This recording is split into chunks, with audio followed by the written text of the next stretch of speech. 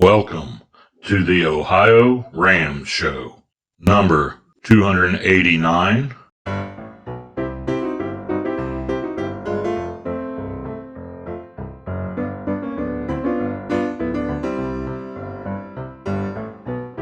Well, hello again, it's Lee Kreider, producer of the OhioRAAM Show, with you once again here, where we try to explore the ultra in ultra cycling, and in our campaign of the Tour de Hope, keeping hope alive during this time of pandemic crisis. And I'm wearing my hat because my hair just keeps getting longer and longer. But we're happy to be here today with a guest from Australia who has a particular role to play in this year's race across America, Rupert Guinness. He'll be with us here in just a moment. But be sure to check the show notes. They're right below the video here. There's links there to things that Rupert is interested in and some other things about ultra cycling. And we always want to mention our friends here in Ohio who spend sleepless hours keeping the time stations staffed around the clock. We're not going to speak too much about them now because there's no race this year, but next year we'll be telling you more about each one of these stations and the people who run them. Thank you for what all you do. That said, let's head on over to Sydney, Australia, and Rupert Guinness. Rupert, how are you doing today? Really good, Lee. Thanks for having me on the show. Well, good to have you. You're a day ahead of me, or maybe I was going to say it's tomorrow there, but maybe it's yesterday here. Do you suppose? I don't know. Yeah, no, we're on Thursday. Yes, Thursday morning, approaching lunchtime almost. Actually, almost your lunchtime, and I just took my bedtime medicine. Anyhow, so Rupert, so glad to have you. First of all, tell us a little bit about your cycling background and how you got into it. And well, look, as far as ultra cycling, I'm quite a rookie in this in that genre of the sport, I think. But I certainly, I think the first bicycle race that I reported on as a journalist, and that's really how I came into the sport as a cycling journalist, was back in 1983 on an Australian track cyclist. But I fell in love with the sport of cycling around about the same time. I was a rower and I was competing in the lightweight categories then, and it was an endurance-based sport, obviously. And at that time, Phil Anderson became the first Australian to ever wear the yellow jersey in the Tour de France. And I was really captured by the story of Phil Anderson, this event called the Tour de France, and also the history and the countryside that the Tour would go through and still goes through. And then that evolved to all the major classics from the Tours. And then that led to my career in cycling journalism. And I guess at the back end of my career as a cycling journalist, I've somehow fallen into this pattern of competing or participating in ultra endurance cycling. So I've probably done it the wrong way around, but this is where I am now, Lee, and I'm really loving the sport. Well, that's not untypical of how people come at this. So you picked it up. How long have you been, what you would say, ultra cycling? I really got into it in 2016 when I entered an event called the Indian Pacific Wheel Race, and it was the first edition for 2017. So I entered it in 2016, and that was a solo unsupported ride across Australia from Fremantle in Western Australia across to Sydney to the steps of the Opera House, and it was the longest way across Australia, I can tell you. It was like 5,471 kilometres. I entered that, and in 2017 I raced it, and I raced it. I quickly realised just finishing was going to be hard for me, let alone racing it. But unfortunately, in 2017, that was the year the Englishman Mike Hoare was killed just south of Canberra. I was arriving into Adelaide that morning, and I returned home when I heard the news of that. The race was cancelled. Some people still finished it, and like all these situations, everybody has a different way of handling or responding to those situations. And but while I'd never regretted my decision to return home, certainly when I saw the people who finished in Sydney, it did sort of get in my craw a lot. That I thought, gee, I want to finish this job. And so in 2018, I did it. and I finished it, and it was such an experience, Lee. It was such a beautiful way to see the countryside of Australia, the diversity of not just the countryside, but the people. And I learned so much about Australia and through that, I wrote a book called Overlander, where I explained about all that and how I got into cycling and some of my issues. I have some mental health issues I've had with self-esteem and bulimia, and how what this ultra endurance cycling brings to me, really. And through all that came the discussion of what's next. And I was very interested about the race across America. Obviously, supported an event, but with a time limit to finish, so you definitely have to race it. And unfortunately, because of obvious reasons with the coronavirus pandemic, that's been cancelled. And so here I am, a few weeks away from the virtual race across America, starting on June 16.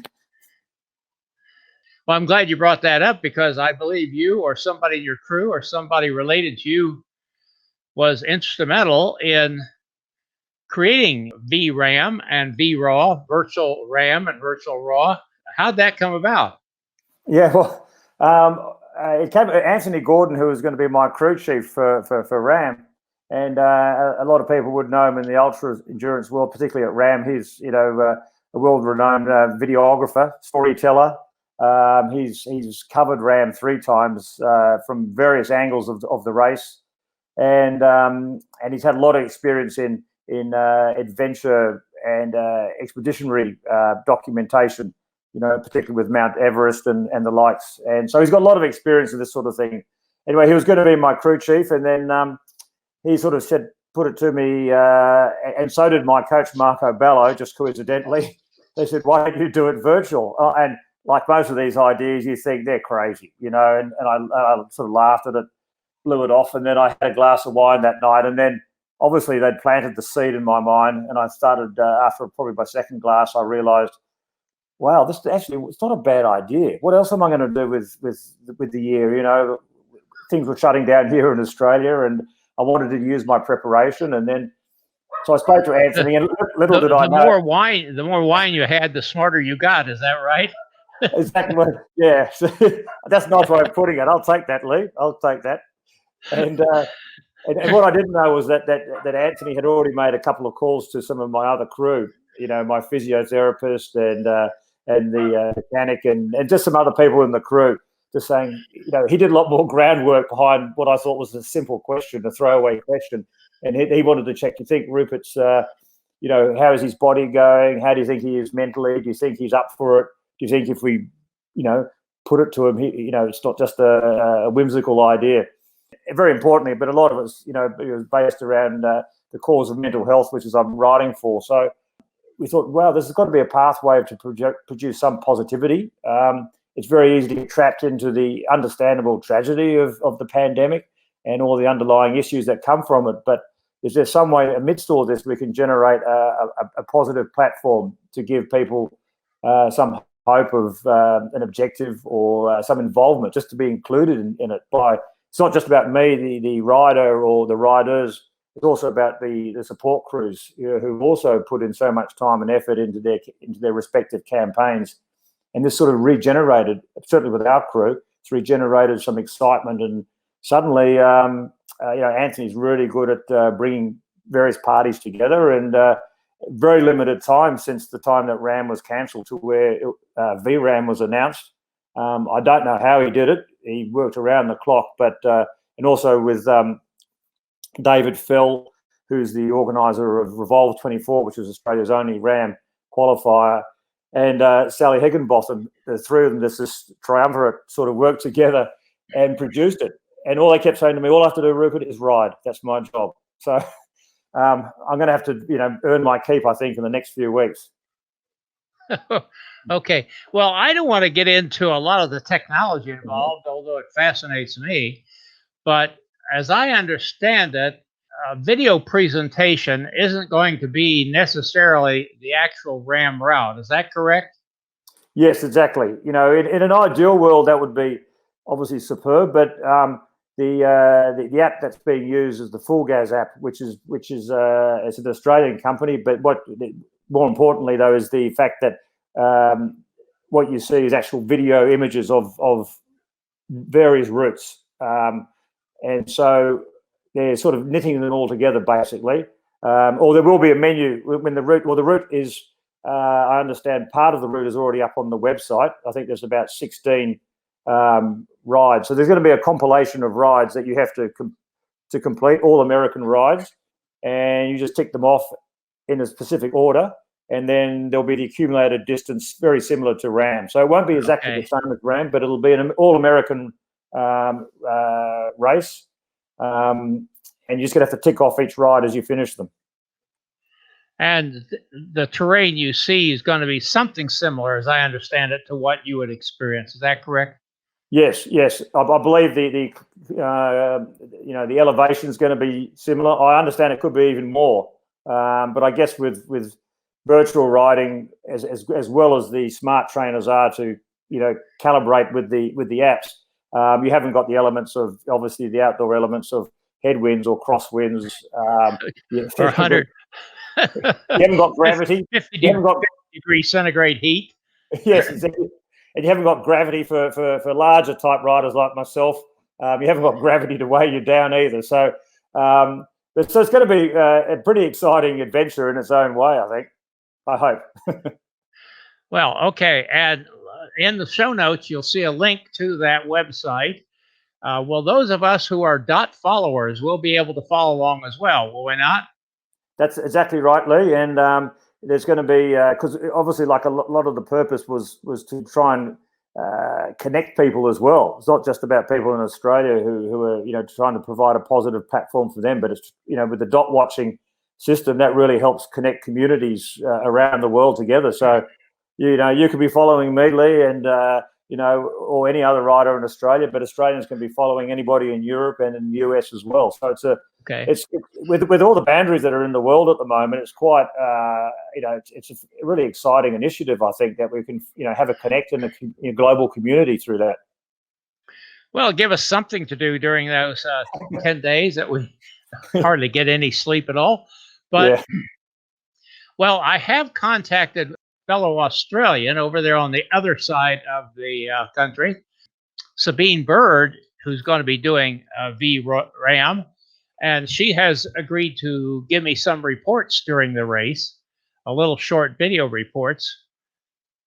Yeah, I know Sabine. She's a really strong rider, fantastic person, and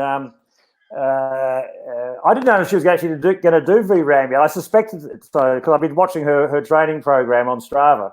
So I did wonder. I thought she's got something planned here, and so you've just given me the scoop there. Thanks, Lee. And well, she's going to report as a rider, and then I've got Meg Hakkinen, who lives in British Columbia, who has started working on some stuff to try to report on it. I don't know what the OhioRAAM show is going to do. We're going to do something besides me sitting here in the middle of the night mumbling, but we're trying to do something interesting and exciting.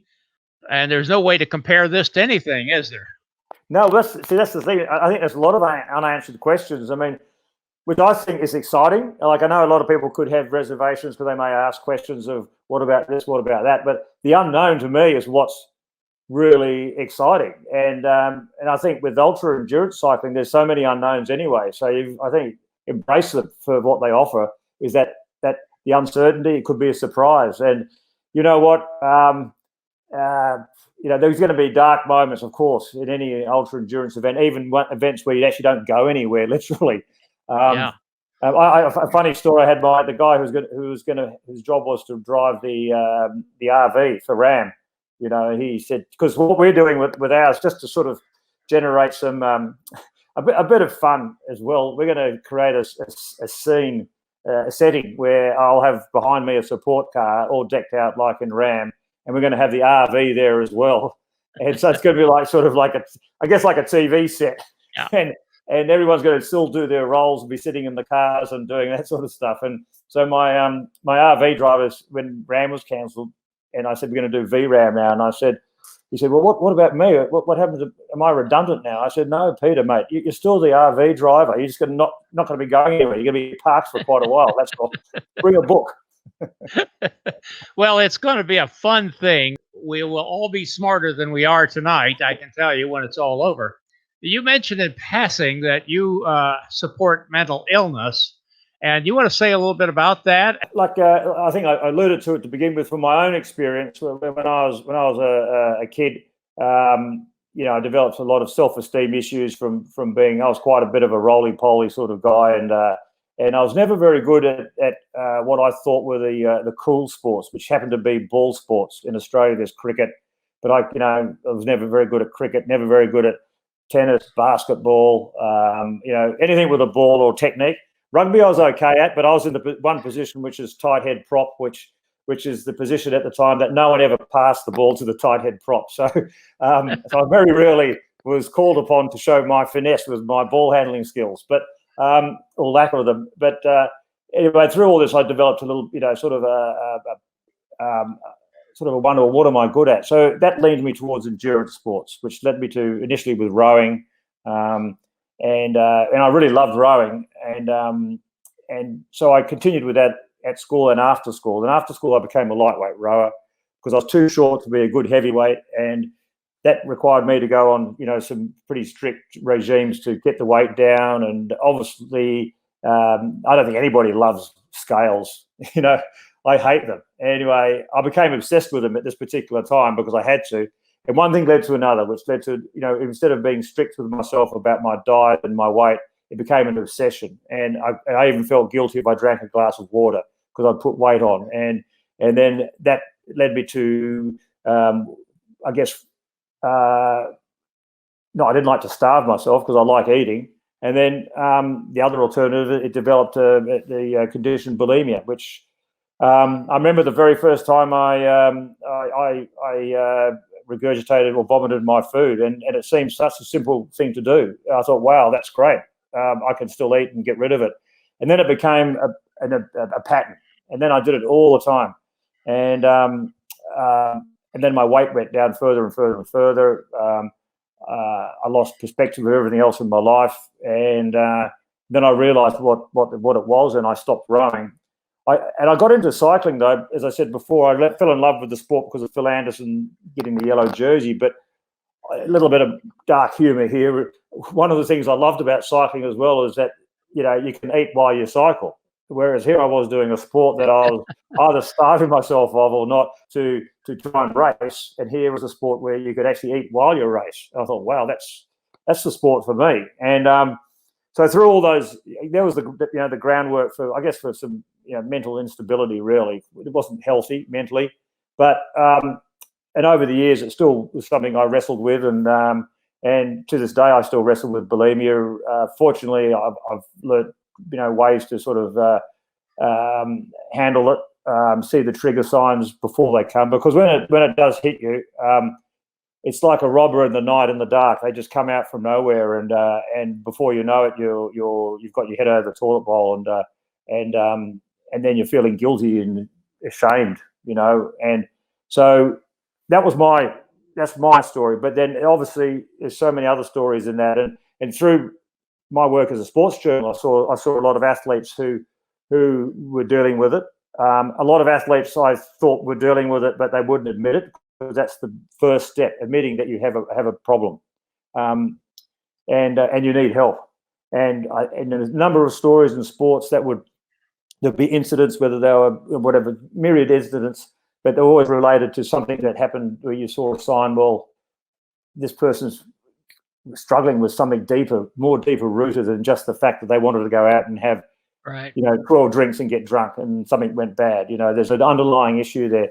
And so that led me to and there were some, obviously there's the darkest moments of suicide, and one of the darkest moments. And then there was a cyclist I know who was, I would say he was a close friend, but I knew him very well, who suicided in 2017 and 2016, I think it was. And that's what led me. And I just thought, wow, this is so heartbreaking in so many ways. And what am I doing just writing about cycling and the great champions and the winners and, and all that. And then it really, there's a point in my life where I was struggling with myself with where I'm going journalistically.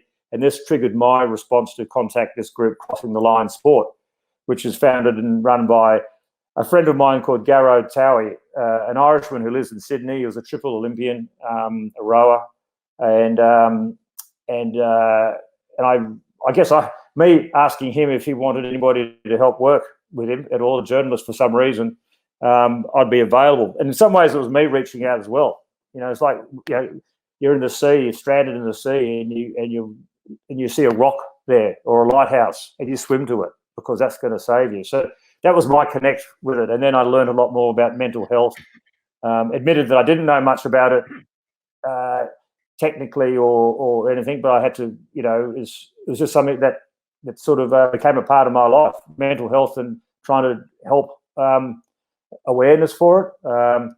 And with the VRAAM, if I could just add, Lee, you know, that's, like I said, that's one of our underlying cause as to why we're trying to do it, is for mental health. As I said, positivity, but more broadly with the issues of mental health. And we have there's an associate professor, Simon Rosenbaum from University of New South Wales. He's doing a lot of research in mental health. And one of the statistics that he brought up was that if people did 60 minutes of exercise a week, that would bring down the rate of depression by 17% globally. You know, that's 1 hour a week, and that can help contribute to bringing down the rate of depression. And so that shows the impact of sport and exercise. I should say exercise is really important. You don't have to do an ultra marathon, ultra endurance ride to fix mental health. You know, a walk out the street, for some people, just walking out the door, that's a big major step, metaphorically as it is literally, you know. Well, I don't think there's a cyclist alive who spent any time on a bike who doesn't understand exactly what you're saying. And I often think, you know, we have a lot of bike ways here in Ohio. We proudly have the largest paid bike race system in the nation here. And we see a lot of people out there on their big box store bikes. And I say, God bless them. They're out there and they know what their experience. We're all in the same family, whether we're racing across the country or riding around the block, as I see it, and having the same value to that. Well, you have a website. You want to just mention it, and I'll mention that it's in the link to it. It'll be in the show notes right down here. Yeah, it's CrossinTheLine.com, CrossinLineSport.com, and as I said, it's a global charity, but there's a lot of resources there that you can access. You know, if you need help, there's specific, you know, resources there for athletes, for coaches, for anybody, because the athlete family is not just based on the athlete, it's him or herself. You know, you've got the people around you, the friends, the family. So it really goes, while it's Crossing Line Sport, and ostensibly the charity is aimed at trying to help elite athletes, particularly transition from their elite career to their post-elite careers, which embraces a lot of mental health issues. These elite athletes, they are people, and they have such a large network of other people who need help as well. So it's not just about the elite athlete. If you're a parent or a friend, you can still access and reach out for help through CrossinLineSport.com. And you know, and there's a lot more of this that we're going to be talking about in VRAAM as well, because obviously we've got a lot of time and we're not going anywhere. Metaphorically, we're going a long way, 5,000 kilometres, but we're still going to be in one spot. And part of VRAAM, we're going to, you know, bring in a lot of interactive discussion as much as I can between my pedal strokes and breaths. But you know, there'll be other areas that we're going to sort of generate awareness about this. And as I said, Professor Rosenbaum's going to be helping with us on that as well. And we've got some other special people who will be coming on board, probably try to keep me awake as well. Okay. Well, everybody be sure to check out those show notes below there for the links to VRAAM and other things, and to Rupert's mental health page on his website. We're really happy to have you with us, Rupert. We wish you well. What else can I say? We'll find out more about it, won't we? It certainly will, Lee. And you know, call me anytime, mate, if you want to, you know, have a chat. And you know, next year for RAM 2021, I'm looking forward to coming through Ohio. That was my next question. Yes. Okay, very good. Well, listen, I might hold you to that when we go off the air. Stay around here a little bit. I want to talk to you about that, okay? Sweet, no problem at all. Thank you.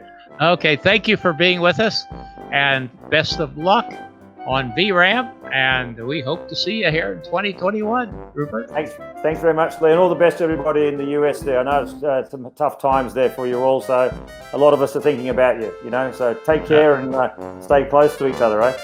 Oh, not too close. This is Gregory Zuber, thanking you for watching and sharing.